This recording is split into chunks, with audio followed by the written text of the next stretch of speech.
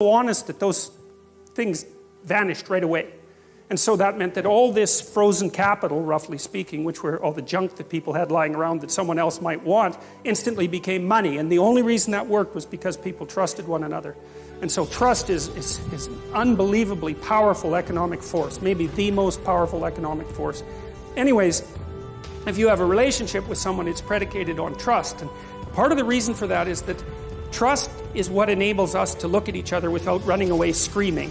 And what I mean by that is that if I trust you, then I don't have to take into account how complicated you are, because you're horribly complicated. You know, I think chimpanzee full of snakes, that's what a human being is. And as long as you'll do what you say you'll do, then I can take you at your word, and your word simplifies you, and you can take me at my word, and my word simplifies you, and then we can act like we understand each other even though we don't. But then if that trust is betrayed, then all the snakes come forth very, very rapidly. And so all of you, I suspect, have been betrayed one way or another. And so what happens, if you're in a relationship with someone and you trust them, then you make certain assumptions about the past, and you make certain assumptions about the present, and you make certain assumptions about the future. And everything's stable, and so you're standing on solid ground. And the chaos, it's like you're standing on thin ice. If you're in an intimate relationship and the person has an affair and you find out about it, then you think, one moment you're one place, right? You're where everything is secure because you've predicated your perception of the world on the axiom of trust. And the next second, you're in a completely different place. And not only is that place different right now, the place you were years ago is different, and the place you're going to be in the future, years hence, is different. And so all of that certainty, that strange certainty that you inhabit, can collapse into incredible complexity. And you say, well, if someone betrays you, you think, well, okay, who were you?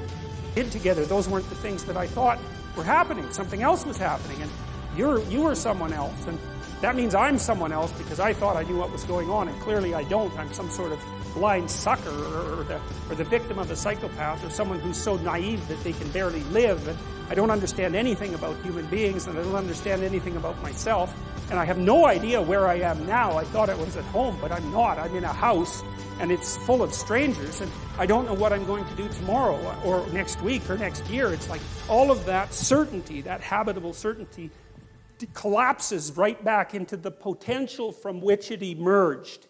And that's a terrifying thing. That's a journey to the underworld from a mythological perspective. And that is really something worth knowing, because, you know, journeys to the underworld are extraordinarily common in mythological stories. And, you know, like the Hobbit going out to find the Smaug, the dragon. Transcend our capacity to observe, which is hardly surprising. We know that if we're scientists, right? Because we're always abstracting out things that we can't immediately observe.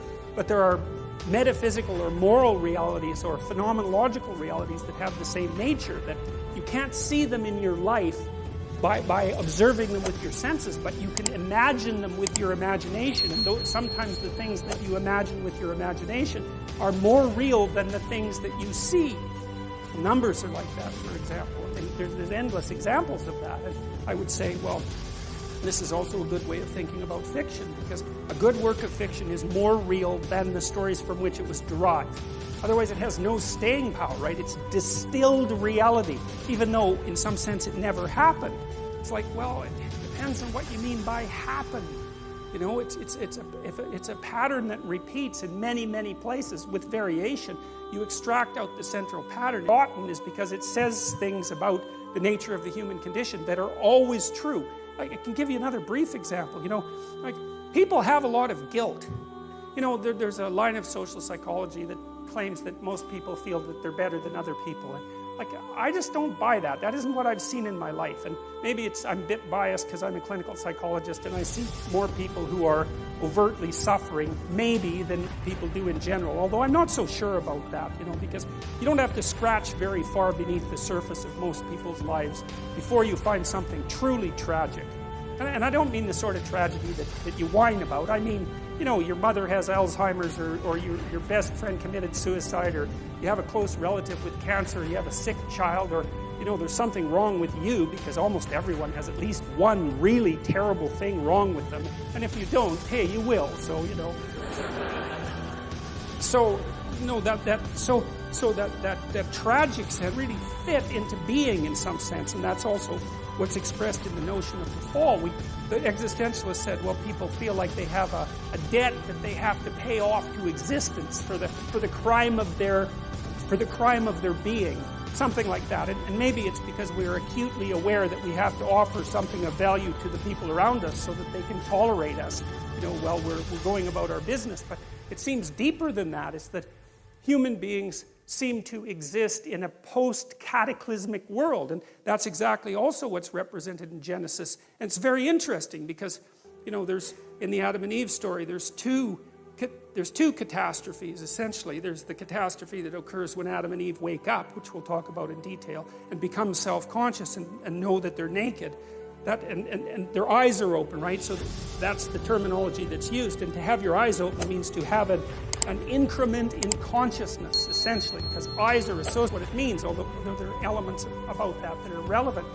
It's more that to realize that you're naked, it's like if you dream that you're naked on a stage in front of people, that's not a sexual dream, man, unless you're some kind of strange exhibitionist, right? It's you want to cover yourself up and get the hell off that stage as fast as possible. And so to be naked in front of a crowd is to have everyone, it's to have the judgment of the social world focused on your self-evident inadequacies.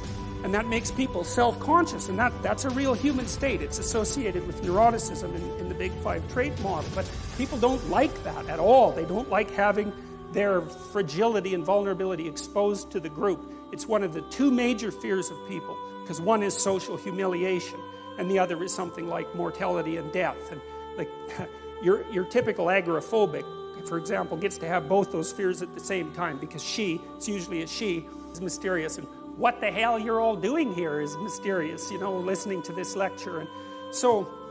And reading Jung, because Carl Jung was very, very helpful in this, because he faced these stories with a beginner's mind and presumed there was something to him that he didn't understand, given that they were at the very bloody bottom of our civilization, which is historically perfectly clear, and that they came out of the midst of time. And he wasn't satisfied with the idea, the Freudian idea that God was just the father, or the Marxist idea that religion was the opiate of the masses. It's like, if religion was the opiate of the masses, then communism was the methamphetamine of the masses, I can tell you that. So